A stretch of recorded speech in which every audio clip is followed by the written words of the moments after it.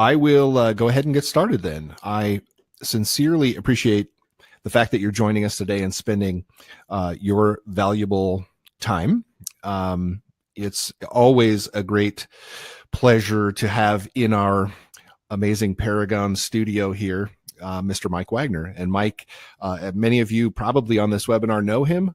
I hope there's a lot more people that are new to Mr. Mike. Yeah, that'd be great. That would be great, and get a chance to experience his brand of conversation and engagement around leadership. Especially, he has really deep experience in the topic of IT leadership, because Mike, he can tell you more about this, of course, but he's been an integral part of our IT leadership forums for quite some time, delivering content and great conversation and facilitating. It's fantastic. So today, our topic is a little snippet into that world, the missing link in IT leadership. We're going to get started. We're using a great platform to do this, the webinar software. I hope that that's working out well for everybody. I'm sure it is. And what you're going to see today is a little bit of an interactive test that we're doing. And Mike's going to actually be able to draw on the screen and do some fun stuff to talk it through some of these ideas and accentuate. So I will turn off the camera because, it's just, it might be a distraction. So I'm going to turn off the camera right now. One moment. There we go. Should still have audio and screen share. So at this point, I would say, Mike, thank you for joining, and take it away. Let's talk about the missing link in IT leadership. Well, great. And thanks, Doug, for the kind words. Mm-hmm. It is true that working alongside our partners at Paragon has been a fabulous experience for me. For 9 years now, we've been doing leadership forums with Paragon. And I would have to say it's one of the highlights of my career. And the reason it is that I have come to believe in the power of leaders helping leaders get better at leading. And I've seen an array of remarkable opportunities, experiences, and advances for a lot of the leaders. And so It's been really a great thing to see. And so today's missing link has to do with IT leadership, and it really comes from some of the observations that we saw along the way. At first, you might say, well, why not a technical subject? And I believe that most times people can get to the technical solutions. They're readily available, but it tends to be some of the people issues that just never go away, that keep showing up over and over again. And that really is some learning that came from the Paragon IT leadership forums. Okay. Is that we started off saying any challenge you're having. And so people would occasionally bring us technical challenges, but most of the time, I would say 80 to 90% of the time, it became about leadership. And so we realized that was one of the bigger issues that our colleagues and our friends and our fellow professionals needed help with. They weren't bringing to the table something like, I need to learn how to read in a script in the language of R or something. No, they weren't doing any of that. Okay. All right. They were. Yeah. So so the things, if I were to put them into categories, okay, I would put categories like drama at work. All right. And so that's a big bucket. Lots of things can go into that. It could be anything and everything, but it could be as simple as I can't get people to show up for time at work. I was recently working with an IT engineering team, and they literally had teammates, colleagues that weren't showing up on time. It was creating all kinds of drama. Yeah. Some people didn't want to come to stand-up meetings because they thought they were stupid. Just 100 different things, lots of drama at work. So that's one bucket where leadership can help. Another one is more pertinent to the overall business, and that is talent attraction and retention. Okay. So you can imagine that. We see quite a bit of those challenges, especially when we have talent wars going on, and it's at a premium to have great IT professionals come on board with your company. Yeah, it's a very big topic of discussion and conversation. And obviously Paragon's part of that world. And so we see that as well. So leadership shows up there. I'll show you how that works in a second. Okay. Then also I think we would see general things like quality escapes. Everyone deals with quality issues, obviously. But they would have in place what they thought were the mechanisms to ensure that quality would be there. We'd have our processes and our quality checks. And it should work. And it turns out it was kind of the people thing that was the missing component. So there is a leadership contribution to making sure quality happens. And then when quality escapes take place, the fourth bucket shows up, and that is usually client escalations. Okay. So client experience, whether it's internal customers or external customers, those are all areas where we think the issues of leading and leadership show up in IT. Fantastic. So Yeah. I know you've got a few slides worth of content. You're going to give us a little deeper dive to unpack some of that. Let's take a peek. Press in. So here's some of the numbers in terms of we began to really look at this. And so this has been quite a journey over the 9 years that we've worked alongside IT leaders. One that was a surprising bit of information had to do with this number, $24.5 billion. We thought, wow, that's amazing. Yeah, that's a lot of money. The annual spend on leading and leadership training every year in the U.S. Comes from Jeffrey Pfeiffer, who is a professor at Stanford University. He's done a lot of research in this area. And Pfeiffer points out that we have spent a boatload of money on it. So I'll bet a lot of our colleagues who are on the webinar today have maybe gone to leadership training. Maybe it's been offered to them at some level. Maybe it's been called manager training or director training, something like that. Yeah. But we spend a boatload of money on that. So we began to see that was an industry that people were willing to invest in, probably because of the challenges that we just mentioned around drama and everything else. Yeah. So they knew there was a leadership issue. Here's the thing that was, Doug, that was really amazing to us, and that was as we pushed into it, even though we were spending $24.5 billion a year on leadership training, what we saw is that this number here was not moving significantly. Yeah. So this is a number that for quite some time, right? Yeah. So this is a number that many will know as the result of research done by Gallup. And for over 20 years now, they've been doing employee engagement numbers. And the employee engagement really doesn't improve. So 70% of all employees show up today. Now, this is macro. Some companies are better. Some companies are worse. But in general, at the high level, 70% of employees show up either partially engaged in their work or actively not engaged in their work. Yikes. So not passive, but actively not engaged in their work, doing something else. It takes effort to disengage at that level. They are engaged in not being engaged. Yeah. So think of it that way. And only 24 and change billion dollars to get it. That's right. Great. Yeah. So that number doesn't change. It moves a couple percentage points every year, one way or the other, because they take this. And I'll bet some of, again, our webinar guests today probably are working in companies where this engagement scores are done by Gallup or other providers of engagement scores. Because a lot of people keep is this the Q12 that commonly is deployed, or the is this Q12 different? is what Gallup came up with, and there are variations on that other providers of engagement surveys do. But it's pretty much the same everywhere. So so we saw that, and what we began to dig deeper into is, so why is it? And of course, leadership in some ways contributes to it. There's other contributors, but leadership is a contributor. But here's what really hit us as we began to go deeper into this. What we realized is that it really does matter who leads you. Okay. And how they lead you. The quality of your boss. The quality of your boss. And so this is something that I always thought was anecdotal. I left not because of the company, but because of my boss. Right. But you start digging into the numbers, and it turns out, no, it's not anecdotal. It's actually statistically true. Yeah. One of them, for example, that we saw was a survey that indicated. No, that's showing. There it is. Yep. One of the surveys is 1/3 of all employees would forgo a pay raise if you would fire their boss. And, nobody on this webinar included in that if their boss is listening. But it is true. So, for example, when I get to put these numbers and I use some of these kinds of slides in front of other larger groups, I almost always get an amen. I mean, people will shout out, here, that's why I left. Yeah. I mean, it's like people are unabashedly willing to say that's what's going on. So as we began to think about how do we address what's missing in IT leadership, that led us into some diagnostic tools. And those are some things I want to share with our team today. Excellent. Okay.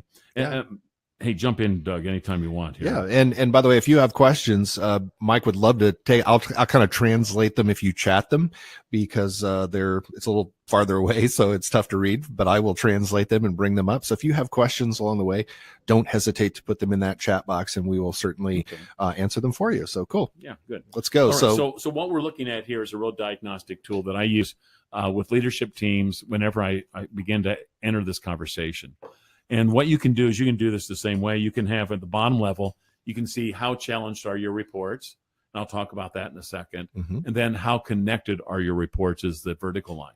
So let's look at the horizontal line first. Okay. Low to high. So the low is in the left-hand corner Mm-hmm. and tracks to the right. And so what you have there in terms of challenges, how do they experience the work? The people that report to you as a leader, how do they experience the work? Is it like SOP, standard operating procedure? I can do it in my sleep. Business as usual. Business as usual. Yeah, we get busy every once in a while, to all the way to a high sense of challenge. Mm-hmm. We've never done this before. We have to do it at a speed we've never done it before. We have to make something brand new or accomplish something new, or the business is asking for a release, a date that we don't think we can hit. Yeah. And yet they see it's mission critical, all kinds of things. So a lot of those stressors. Okay. And it really has to do with how your direct reports feel about the challenge of the work. Now, the reason I emphasize that is that it varies from person to person. So I've worked with leadership teams, for example, where some leaders would say, I feel that this is kind of low to medium challenge. Okay. And then we have several other leaders in the same room doing the same work in the same department would say, no, I see this as high challenge. So just being aware that that's how people experience the work. Okay. Yeah. So that part is what the marketplace delivers. There's no way to get around that. Now, on the left-hand side, and again, this is a diagnostic tool I would challenge people to use in their own settings so they can walk away and use this tool. On the left is how connected are your reports to you? And that's where the rub is. That's something you can control. And low connection is, hey, people show up. I welcome them. I show them where to sit, how to log on, tell them what we're doing. I hand them their onboarding plan. You do all that kind of stuff. I mean, here's how you ask for PTO. Although HR I'll be by later. Okay. All the way to very high connection. And high connection is where people are really investing in you. Your leadership has regular touches with you. And we'll talk more about that. But high connection, we found out, was really where we created engaged and energized employees. You'll see, for example, we've kind of I'm giving you the quadrants Mm-hmm. and the descriptors that I've heard from other people. Right. This is after countless interviews and conversations and discussions and facilitated whiteboard meetings sessions and all that. Yes. Yeah. And so if you work in a low connection, low challenge place, they said that's boring work. Yeah. I had a job like that and I left because it was too boring. Yeah, exactly. So no one really connects with me very much, and the work is not that hard. All right, Yeah. I get that. Yeah. And that could be in various departments inside the organization. So it could Mm-hmm. be in any little mini culture too. I have a lot of people that would describe themselves as comfortable. So there is some measure of challenge, maybe even towards the midline. Okay. But it's above the midline in terms of connection. We like each other. We do things to each other. We go out to baseball games together. We share a lot of collegiality. People invest in us in terms of we can get training. But that's pretty comfortable. It doesn't really turn into a really tough bit of work. Okay. In terms of how Right. people experience. Right. Okay. Those oftentimes are more established businesses. Sure. Yeah. They've taken care of a lot of the They're not groundwork, entrepreneurial yeah. anymore. Yeah. But they are, interestingly enough, and it would be interesting to see what people are thinking as they listen to this. The comfortable cultures are threatened by changes in their market space. Mm-hmm. So the competitive world is bringing them challenges to their business model, which is cascading down into IT and asking them now to do things that are not comfortable. Mm-hmm. And they see that either coming or isn't there yet. And so that's on the horizon. And so that takes you to the bottom right-hand corner of the stress culture. Mm. Yeah. So stress cultures are typically low connection. So we don't really have time to really connect with people. We're just going 100 miles an hour, hair on fire. But our challenges are profound. And so we saw a lot of stress cultures. So we got comfort cultures and Pretty stress common. cultures. Pretty common. Really common. And Yeah. so, and those are tough because what happens in the stress cultures is that it becomes increasingly difficult to keep the brightest and the best. Yeah. Talent exits. I choose not to work this way, this crazy, too much drama. You can't get your stuff together here. This is painful. I don't want to be a firefighter. I don't need this. Yeah. Or I feel in a more personal level, in terms of professionalism, I just feel like I haven't learned anything. Yeah. Because I'm all not I'm progressing in my own life, my own goals. Yeah. I'm just kind of like spinning and firefighting day in and day out. I had one IT professional describe herself as I'm living in Groundhog Day. So that's where I'm at. So that kind of gives people a little bit of a feel. We want to go for is high energy, and to get to that engaged culture, if you're moving up into this culture, what you're really looking for is a high connection with the people that report to you. Okay. And we don't want to lower the stress in the sense of the challenge. We want it to, because bright people are attracted to challenge. Sure. They just don't want to be alone. Right. They want to know that they're supported. They want to know that they have that connection, that they can have an honest and open dialogue with their leaders, etc. Yeah. Okay. I got you. Yeah. So these two spots here, comfort and stress, are the ones that most of the time we find really needs to take a fresh look at their leadership. Yeah. Makes sense? Yeah, absolutely. All right. So as we press on into this, so then that led us into how do we get connection?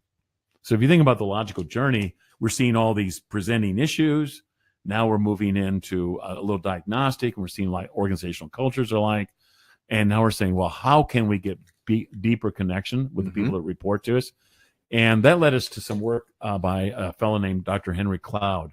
And Cloud is a leadership expert and a clinical psychologist. Okay. And he really gave us insight as we read his work on the 4 corners of connection. And I'll just walk people through it. So if you think about corner number 1, which is right here, some percentage of the people that come to your place of work, some people that maybe even report to you, are fundamentally without connection. And what that means is they really don't have much relationship at work. Okay. The way Cloud describes it, I think is a great image, is that they're like a smartphone on airplane mode. Right. They can do a lot of things, but they cap out. So they're really kind of limited in their contribution. So they can be surrounded by people too all the time, but it just means they never really connect, and they certainly don't connect with the people they report to. Okay. So that's corner number 1. Corner number 2, and this is really kind of a map of connection inside a workplace. Yeah. Corner number 2 is bad connection. Bad connection, almost all of us are pretty familiar with, and that is anyone that we report to that actually diminishes my desire to get better or to make contribution. Oof. This boss that I can't ever please, that only time I hear from him when something goes wrong, 100 different behaviors, but really what it is, it's a bad connection with the person I report to. Okay. And so we see a lot of that. That's really diminishes my willingness to be a contributor. Corner number 3 is what we'd call false good connection. And those are like coping relationships and connections inside workplaces, things that you do in order just to get through the day. So they tend to be distractions to your performance. Does that make sense? It absolutely does. Yeah, I think everybody that's listening to the webinar today probably at some point in their career, unless they're barely starting out, would find themselves perhaps at one of these connection points in some role that they've had in the past, and they can identify it because this is giving. It gives me a common language to describe what I probably felt and knew, but I wasn't able to really articulate. You just you feel it as emotion mostly. That's the reason I like these kinds of models too, is that it gives us a language and vocabulary and maps to kind of find where we are on the map. And so that's the reason I'm trying to give that to our guest on the webinar today, is I want you to be able to have some language to describe what in the world's going on. Yeah. Because we've all had this, we just didn't have categories for it. And the false good connection is one where, this is where people sometimes, spend time surfing the net rather than doing their work. This is sometimes what people kind of get into the gossipy rumor mill. Let's go complain about something or someone. Yeah. I just had that conversation yesterday with a senior leader where that kind of is happening way, way, way too much because he has a very distracted workforce. The problem is it's at a time when they're actually going through massive growth and people don't have enough relational connection to stay focused and be contributors. Wow. So the last of these is what we call true good connection. And true good connection is the ability to expand people's ability to grow them as individuals and allow them to be contributors. And we've all had those kinds of great moments in our career or where people really got the best out of us. Yeah. And we felt like we were giving our best. Yeah. It's the magical. Yes. It's the magic right there. Yeah. But the question is there any formula that would suggest we can reproduce the magic? How do we get back to the magic? And this little line here in this diagram, this intentional structure line, really crucial because it turns out there is, you can get to corner 4 true good connection, but the way you get there is by creating intentional practices and behaviors, what we call intentional structure. Okay. So that's the key to getting to corner 4 connection. Excellent. Josh, and I'm shortening to Josh. I hope that's okay, Joshua. He had a question. He said, when looking at comfortable versus bored, if head count is needed, where should we look? Looking at comfortable. Okay. So you want to go, I guess you want to jump back to the, we can do that. Yeah, let's do it. Let's see. I got to be smart enough to run there we go. There you go. Okay. To Joshua's point, a couple of considerations that we see. Board usually is a lower dollar contributor. So it means that the employees at board usually come in at entry level, cost less, but their performance is very uneven. So you got to ask yourself, what is the business outcome you're after? In comfortable, you want people to be consistent and professional, but if things change, like if you have any kind of dynamic change going on in your organization, these people, they may be a higher dollar person, but they may resent the fact when you change the rules on them. All of a sudden, now we have to work harder, do something we didn't do. We're introducing all kinds of change. So I don't know exactly how to answer Joshua's question other than to say those are some of the business dynamics that go on in those two boxes. Yeah, I mean, my only contribution on that question, Josh, would be, when trying to make that decision, I mean, to me, it all comes back to the various hiring criteria and how we're working with HR to determine that and what our kind of our culture is. I guess you could say culture, our policy or procedures around that. Are we asking the right questions during an interview? Are we hiring people with an incredible desire to learn and who are looking for, more in that area? What kind of folks are we getting at through our interview process? And is our HR department, as they filter and give us a pool of talent, I mean, that's the way it often works, is they're the first line of, filtration on that. Are they doing what they need to do? And can I help guide them down a different path? Well, and the thing to remember is that in these three boxes here, each one of those lacks intentional connection structure of significance. Has some, but not enough to move people into this box. So that is an organizational challenge, is do we really want to create corner 4 connection with our employees? Is that where we have to be in order to be competitive? So those are some of the considerations that you'll see. Perfect. And how do you get to that corner? So, thanks, Josh, for that question. Keep them coming if you'd like. We'll move on past 4 corners if you're ready for that one. Yeah. Cool. So here's how we talk about intentional structure, and other people can do different things like that. But we would say intentional structure is what we'd call practice, and a practice is something. Some of the elements are. So a practice is something that leaders do. Okay. So we're talking about intentional structure created by leaders. This is the missing link piece. The missing practices are really the missing links. They are practices, and what that means, it's something they do. So if you're developing a practice, I should be able to watch you, like Doug, for example, throughout your day, and I could see you doing something. And the reason we land on doing is that we had too many people that were talking about leadership as an abstraction, some ethereal concept that you just imparted or even, upon you. Kind of, we ought to care more.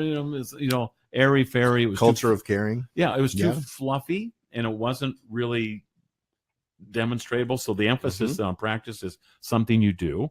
Then alongside that, it's something you do that's based on an agreed upon process. So I can see you doing it, and it's based on a process. Now, we would argue, this makes sense, I think, for anybody really, that the process should be simple enough so that it's not like 9 steps, 13 steps, 100 steps. We say 4 and no more. So we try to limit it there and say whatever the thing that you ask leaders to do should be simple and based on a process where I can see them doing it.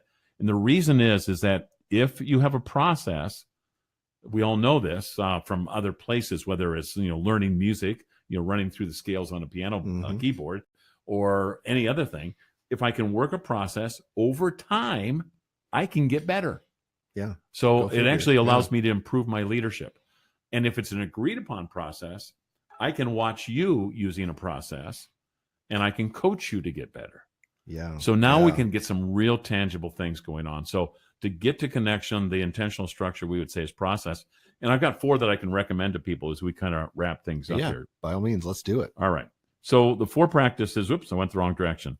The 4 practices that we would argue make sense is, first of all, an intentional connection process. And we would say that's about 40% of your job. Turns out that if you can get good connection, everything else becomes easier. But you have to want to do that. So good connection, in many cases, is improving your processes around one-to-one meetings with your direct reports. Yeah. That's your dedicated time. That's your dedicated time. People resist it. We're putting out fires. We can't. There's no way we can do it. There's a tremendous amount of resistance. But if you want to get to that corner 4 productivity of an energized workforce, and you want to keep the brightest and the best, you want to drain the drama out of the swamp, this is what you got to do. And so this is a huge, huge issue, and it's a change in behavior. Okay. Yeah, makes perfect sense. That makes perfect sense. It's the most difficult. It seems to be. Not yet, I don't think, but it's one of the most. I mean, it very well could be the most difficult piece of the equation. It seems like connection. The definition of connection is a tough one to really get at, right? So you need to. So here's what I would call good connection. That's great. I don't have a slide for it, but a good connection would be a safe professional relationship. Okay. That allows a direct report to grow and develop. Makes sense.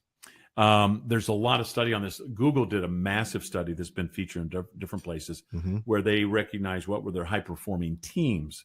And one of the things that they came out with is like psychological safety was the most important thing in order to have a high-performing team. Yeah. And I think that's true at the individual level as well. So you have to have professional, safe relationships that allow people to grow. And that means, to kind of build on that, means that if I have that connection, if that's what real connection looks like, then I can correct people and it doesn't become personal. Big difference. Big difference. So I do want to praise proper, behavior, things that are really contributing to the future and where we want to head. So I want to give that. But if I have to give you some negative feedback, I don't want you taking it personal. And if I don't have a safe professional relationship with you, I've just raised the likelihood through the roof. That's exactly what you're going to do. Yes. So connection before correction is really kind of an essential piece of this. And I would say if you can get these 2 pieces right here, that's 70% of ensuring you've improved your leadership with direct reports. Yeah, that's I mean, it's so foundational. It's also not. It just doesn't seem to be top of mind in today's, leadership kind of coaching education world. So it's not professional. I mean, I just don't see it. Yeah. I see departments, I see individuals. I don't see it very often. So it's really crucial. The other two practices that make up our 4 core practices are equipping people with new skills, and the last one is actually allowing them to explore their ability to multiply their capacity, either as technical leaders or people leaders, or combinations of those two. But those are the 4 that we think that's the intentional structure that gets you to corner 4 connection and allows people to enhance their contribution. And that's a missing link. That's just simply not there in many cases. Not part of the day-to-day experience of direct reports and fellow employees, and certainly not the experience of most leaders in the day-to-day world. Yeah. I mean, I'm sure many on the call can absolutely relate to that. And the multiply piece is interesting because it's sort of I always view it as sort of the family tree of leadership. Can you generate additional leaders who are equipped, who know how to connect, who can comfortably correct, and who can equip through various techniques, the ability for somebody else to become that leader and build that chain. That's difficult because a lot of companies, right, they end up saying, we just can't get what we need inside and we have to go outside. They have to go outside. And so we will hear in our interviewing, we'll hear people say, like, I was really fortunate. I had a really great mentor in the second position I took or the first job I had. So they'll see it as kind of a dumb luck thing. I was just lucky. Other people haven't had this, but I was lucky. So they will get a leader who connects with them and gets them all the way to multiplying and gets them into developing. Okay. From a senior leadership perspective or from the mission of the organization, it's hard to scale if you can't make your own. Yeah. In a highly competitive environment, you can recruit. Obviously, you can bring people in. Yes, you can. But that has its own risk. And learning how to make your own leaders really, really allows you to have competitive advantage and sometimes scale at a faster rate than your competitors can do. Yeah, I mean, right now in this talent environment, and the fact that there are so many jobs in the high demand that are unemployment's at it either is or isn't close to an all-time low, and especially in the IT space. If you have folks in that in the wrong quadrants, for example, and you aren't doing these things, connecting, correcting, equip, and multiply, you're really at a disadvantage.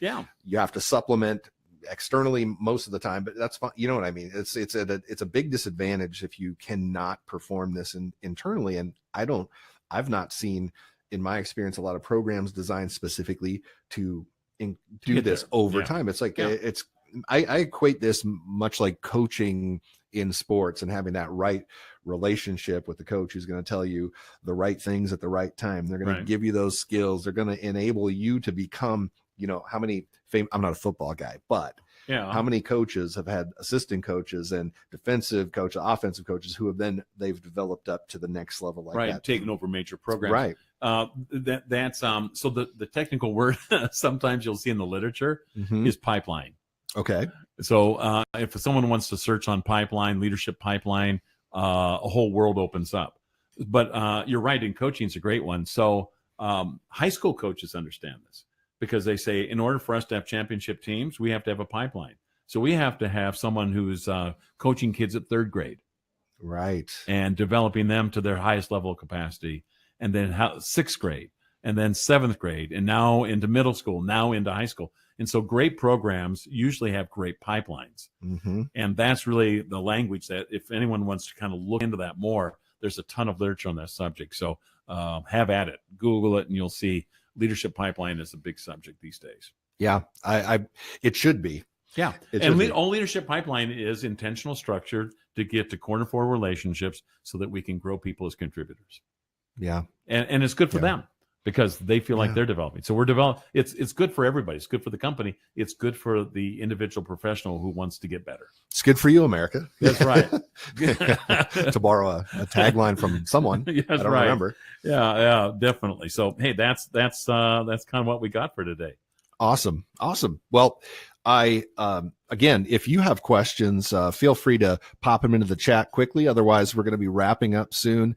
You can always follow up directly. Mike, would you let folks know? Oh, there it is right there on the screen. Well, Yeah, how about that? Yeah, right? how about Mike at whiterabbitgroup.com? Yeah, yeah. If you might want to make a note right there, and even a phone call works. Yeah, do you answer the phone? Well, still? I will respond to voicemails eventually. Oh my gosh, you are one of those. No, I know. It makes make people like, you use a phone for a phone. Yeah, exactly. How We did get odd. another question from Rafiq. This is great. So All right, cool. Here we go. Is a consistent one-on-one absolutely necessary, or a platform to create and maintain connection a good alternative? So is a consistent one-on-one absolutely necessary, or a platform to create / maintain connection a good alternative?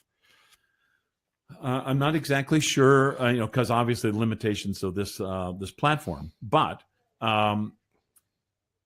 let's start with the first part of the question and focus there, because I think I know I asked this question of you when we first started talking about this quite some time ago.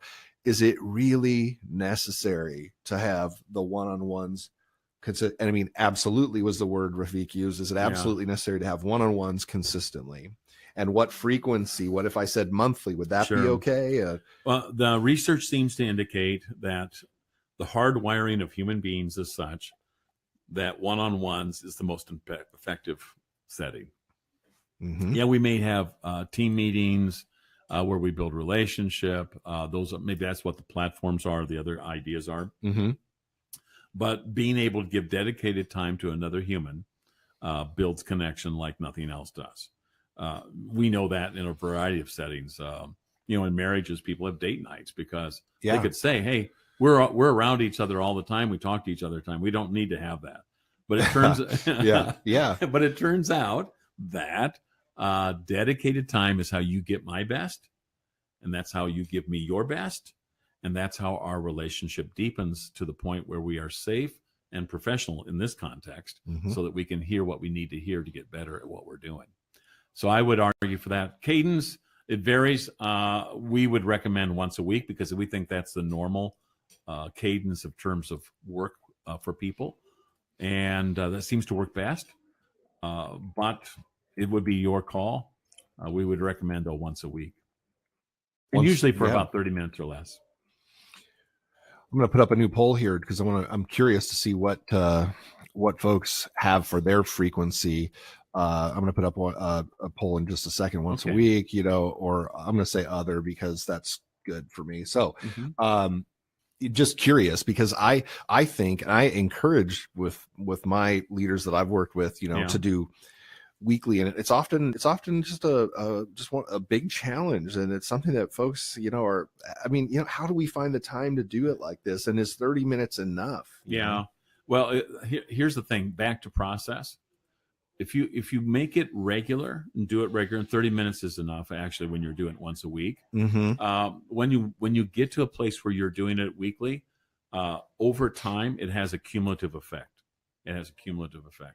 And so one thing we say is surrender the results to the process. So keep working the process. And when we've seen is that it kicks in. When it kicks in, you begin to see the results, but it's not immediate because it's human stuff. So it takes a while to catch on. Yeah. People stuff is tough, and it's not automatic. And data sets are a little easier to manipulate, in my opinion, than people. I shouldn't say manipulate. That was the wrong word choice. I get it. But coach, develop. That's what I meant. Develop the relationship and the dynamic. Yeah. So it doesn't just happen. I have people that would say, I went 9 months, 10 months, a year and a half, and suddenly something really broke through, and the connection deepened, and the work got better. Yeah. So just sticking with it and determination, there's a lot for that. Again, it's like learning piano. Keep practicing. One day, suddenly you go, wow, I can do this, and I don't have to think about it as much. There's breakthrough moments when you work a process. Yeah, that's what we call practices. Yeah, interesting. So Josh asked, or he added potentially something like Slack or Teams, the software. So that's probably what I was. That was probably the interpretation that I missed on the platform. If that's the platform, question. So it doesn't have to be face to face. People do it one-on-ones with phone, video chat.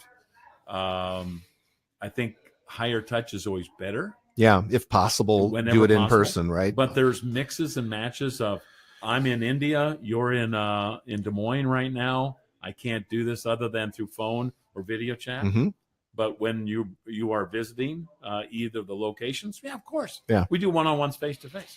So Yeah. it's a mix and match. So it has to be very intentional and very regular, in my opinion, when it's more of the remote. And frankly, a lot of the larger organizations, especially today, have lots of remote workers, and so their teams are scattered throughout the nation and possibly the world. So it's not even a choice to do one-on-ones in person for a huge amount of the population. I work with a senior sales leader who has sales representatives throughout the world.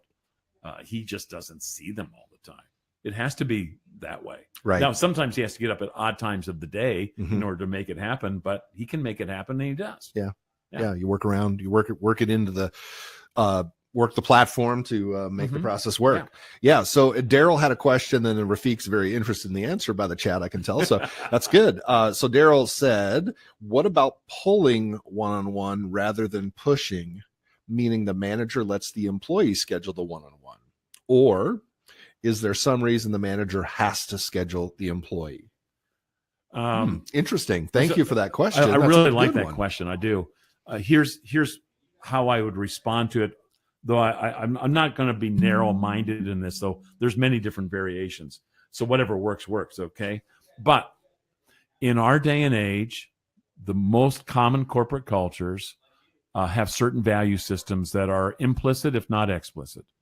One of them is this: if you matter to me, you get on my calendar. If you really matter to me, you become a reoccurring meeting. Interesting. So the way we send signals of value to the people that report to us is that they are a reoccurring meeting that's on my calendar. And that's what I want to send as a signal. I want to build the relationship. I want the connection. So the idea of a scheduled reoccurring meeting is how I say, I value you, Doug. It demonstrates your intentionality of that, right? Right. I like that. And remember, I'm not saying this is true in IT, but remember, we tend to be in cultures from time to time that are a little cynical. What do you mean, Mike? And can be a little snarky and a little uncertain that this is for real. So scheduled reoccurring meetings says this is for real. Yeah. And I think that's a great question. If you have any follow-up, Daryl or Rafiq, appreciate that. Go ahead and put it in the chat box there. I think that's if you look back and I say, well, let's see, throughout my working life, how much have I had of that kind of interaction with my leaders, managers? Is it regular? Is it one?